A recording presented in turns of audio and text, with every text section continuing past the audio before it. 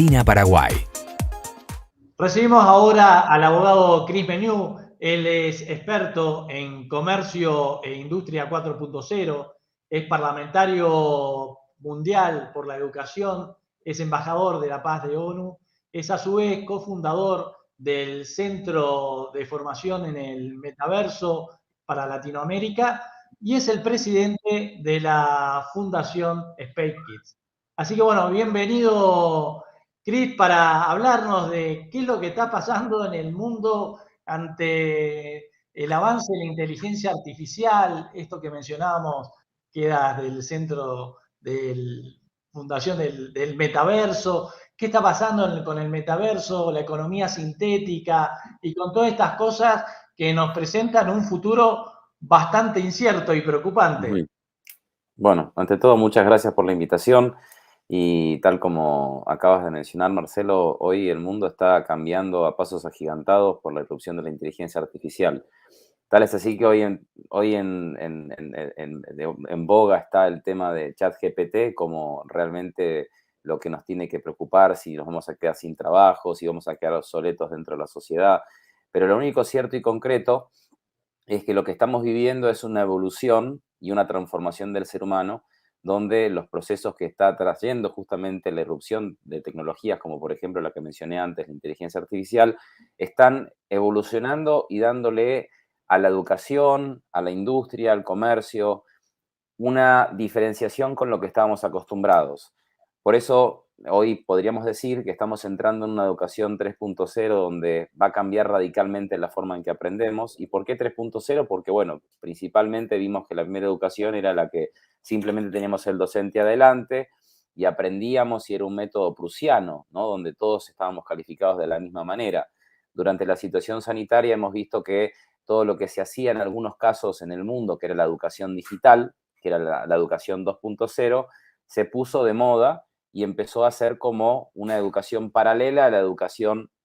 que se podría denominar 1.0, que es la tradicional. Y hoy con el conjunto de tecnologías que hacen, por ejemplo, la realidad virtual, la realidad aumentada, el concepto metaverso como un espacio digamos, de apertura a aprender de forma diferente, están cambiando el concepto de educación y nos están llevando a lo que sería una educación 3.0. Y la educación va de la mano justamente a todos los cambios que va a traer la industria, la formación empresarial y todo lo demás. Bien, y también hemos escuchado en distintas presentaciones tuyas hablar sobre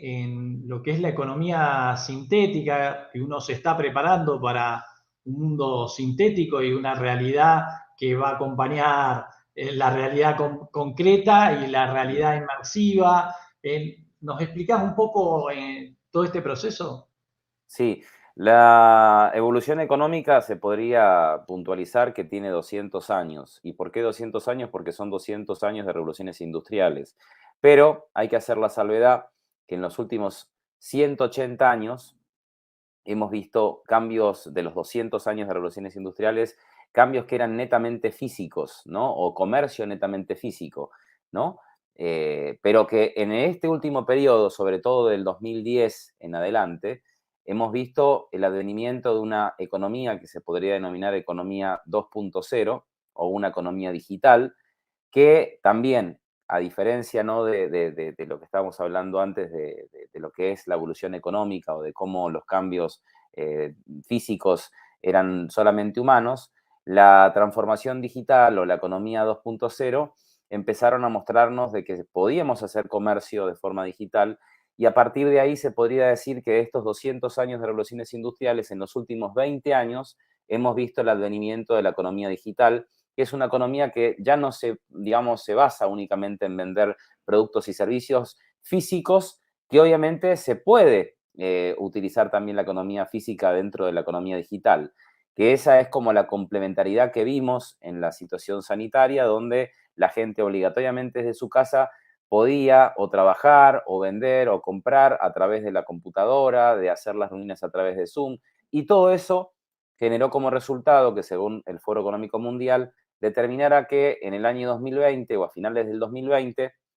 la economía digital había superado a la economía física. Ahora con todo lo que estamos viendo, de crear contenido artificial, de crear inclusive, como dice Yuval Harari, que todo lo que nosotros consumamos sea sintético porque sea creado por inteligencia artificial. No solamente este tema que uno habla de que el metaverso es una vida sintética, porque cuando entremos a esos espacios metaversales, probablemente lo que esté rodeado alrededor nuestro sea sintético, no real. Cuando hablamos de sintético tenemos que decir que es algo no real, que es una réplica de lo real.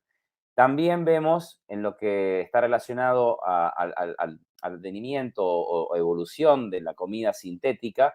que tiene que ver en parte por la biología sintética, que hace también en parte que uno pueda empezar a comer cosas que no son originalmente lo que deberían ser. Por ejemplo, un pan con harina de cucarachas, una leche a base de plantas o carne a base de plantas. Y eso en lo que se refiere a la comida. Con relación a lo que es la industria, por ejemplo, el entretenimiento, ver que, por ejemplo, consumamos cantantes que no existan, veamos películas que no existan, podamos personalizar el entretenimiento y podemos personalizar los juegos, eso es en parte de lo que se podría decir que es un principio de la economía sintética. Cuando hablamos de cuestiones sintéticas, también hablamos de que va a haber seres sintéticos, como ya lo hemos visto en el año 2017-2018, cuando le dieron la ciudadanía saudí a la robot Sofía. La robot Sofía no es humana, pero tiene una nacionalidad de un país que existe, que es Arabia Saudita.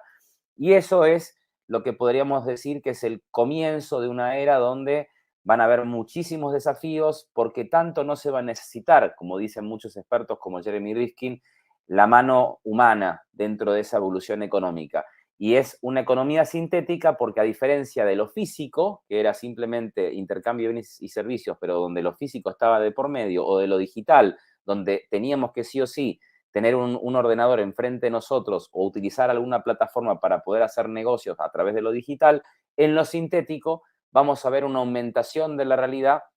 vamos a generar una realidad paralela a esta y vamos a crear una realidad que no va a existir, solamente va a existir en lo que es algo artificial y que nuestro cerebro corre riesgo de que se pueda confundir. Esto es un principio de lo que se podría denominar como economía sintética y la diferenciación con las otras dos economías que son la física y la digital. Sí, creo que ahí es más una diferencia biológica lo que vamos a ver con respecto al uso de tecnologías incorporadas en el cuerpo humano o en el cerebro del ser humano. Estamos a casi nada. Cuando nosotros hablamos la primera vez, no sé si recuerdas, hace 4 años, hablaba de esta posibilidad de que hubiese en la Tierra humanos con la posibilidad de descargarse Wikipedia y eso sonaba como algo de mucha ciencia ficción. Hoy estamos viendo que la FDA en los Estados Unidos ha aprobado el proyecto de que Elon Musk tenía como bandera, que es que los humanos se pongan un implante en el hipocampo y a partir de ahí le dé la posibilidad a las personas que hoy son consideradas discapacitadas, la posibilidad de volverse superhumanos. Personas que no puedan caminar y que de golpe puedan caminar, que no puedan hablar y que puedan hablar, personas que puedan leer el pensamiento, pero también con la posibilidad de que eso lo puedan utilizar las personas por el mero hecho de aumentar su capacidad cognitiva. Y ahí es donde radicalmente veríamos una diferencia radical en los humanos que no tengan esos implantes con relación a los que sí lo tengan. Y eso es lo que nos llevaría a un hipotético escenario donde veamos un mundo de superhumanos y de simplemente gente prescindible de la cual no pueda hibridarse por falta de conocimiento o por falta de dinero a esta tecnología. Lo que vemos que de aquí, como dice Elon Musk, es que a los próximos años que vienen, de los 3 o 4 años que vienen después de que se empiecen a ver humanos con estos implantes, es que empecemos a ver una parte de la comunidad mundial que empiece a comunicarse telepáticamente, que empiece a tener habilidades superhumanas y por eso podemos definir este concepto de superhumanos, ¿no? Que son humanos que puedan tener la capacidad de cosas que hoy en día son inimaginables y que solamente lo podemos ver en series de ciencia ficción o en películas como las de Marvel. Pero que sí estamos viendo que el gran desafío, no lo digo yo solamente, lo dice Yuval Harari con sus temores con respecto a este mundo que se está volviendo cada vez más artificial, y ahí es donde tenemos que volver un poco al humano, tenemos que humanizar, y si estamos en el área de educación, obviamente el mayor objetivo o la obligación que tenemos es humanizar a nuestros alumnos, humanizar a nuestros hijos, porque la tecnología obviamente va a ser la mejor herramienta con un humano empoderado, pero que si es humano no se empodera, lo más probable es que quede atrapado en un mundo artificial y encima diferenciado de personas que estén aumentadas con la tecnología que van a venir a ser como la nueva elite global. Esto parecería como una, digamos, telenovela o como una serie de ciencia ficción lo que uno está diciendo, pero son escenarios cada vez más probables. Si vemos, por ejemplo, lo que está pasando en Arabia Saudita con su ciudad Neón, que es una ciudad que la han pensado puntualmente para los robots. Vemos el proyecto de Sociedad 5.0 en Japón, donde hay más de 100.000 personas que tienen más de 100 años y que empiezan a incorporar órganos que son biónicos. Empezaron con los exoesqueletos que le permitían levantar fuerza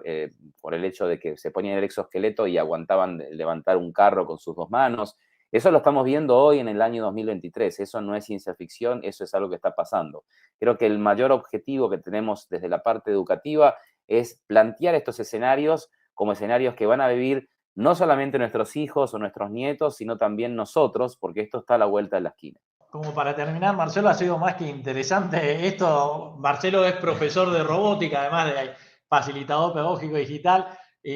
¿Cómo imaginarse a hoy en la escuela adaptar todo esto, como decíamos, con esta educación 3.0? Así que, como para cerrar, lo que te pediría, tu reflexión final para todos esos docentes y directivos que nos escuchan sobre este mundo que se está viniendo y esta realidad, este futuro presente, ¿no? Que Sí. tenemos a hoy, ¿cuál sería tu mensaje? Bien, una de las cosas que está diciendo, por ejemplo, Goldman Sachs, es que de aquí a los próximos 7 años vamos a ver una caída abrupta del empleo y que el rol del docente corre peligro de extinguirse. Porque si es simplemente repetir información o ser exacto en la información que uno está inculcando a los alumnos, muy probable que ese docente pueda ser fácilmente reemplazable. Ahora, lo que sí podemos ver, y en base a lo que se está viendo con lo que está generando la inteligencia artificial, que lo que está haciendo es lo que tú decías al comienzo de la charla, que esto es una aumentación de la inteligencia lo que estamos viviendo. Pero esa aumentación de la inteligencia trae consigo la gran obligación y obligatoriedad de generar que los alumnos de los profesores lo único que reciban no sea conocimiento, sino que sea inspiración, que sea transmisión de pasión, que sea la guía, el maestro, para que ese pueda descubrir todas sus habilidades y sus potenciales. Y ahí está el rol del maestro que, obviamente, si ese maestro no desarrolla todas esas cuestiones humanas que lo empoderan como un ser humano que puede guiar e inspirar a sus alumnos, es muy probable que esos docentes sean fácilmente reemplazables. Y hay muchos docentes, obviamente, que les va a resultar como utópico pensar todo esto, ¿no?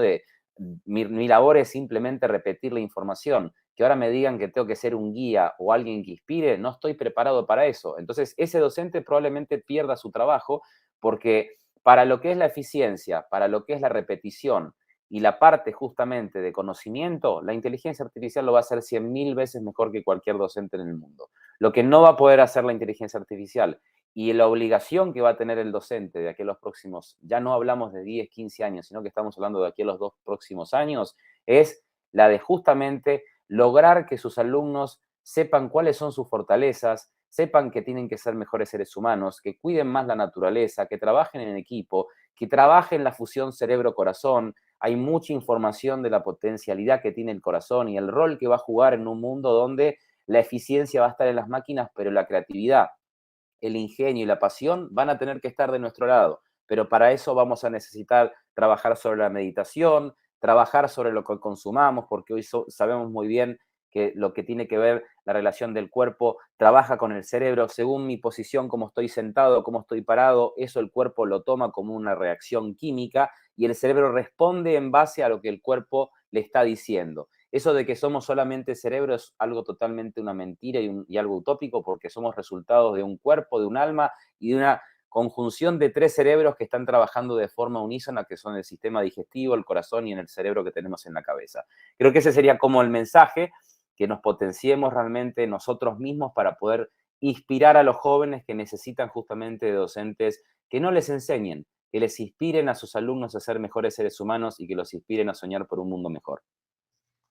Bueno, excelente el mensaje y creo que bien de buena llegada a los docentes que están en la búsqueda de ese rol, ¿no? De ser maestros que inspiren. Así que bueno, muchísimas gracias, Cris, y nos estaremos viendo.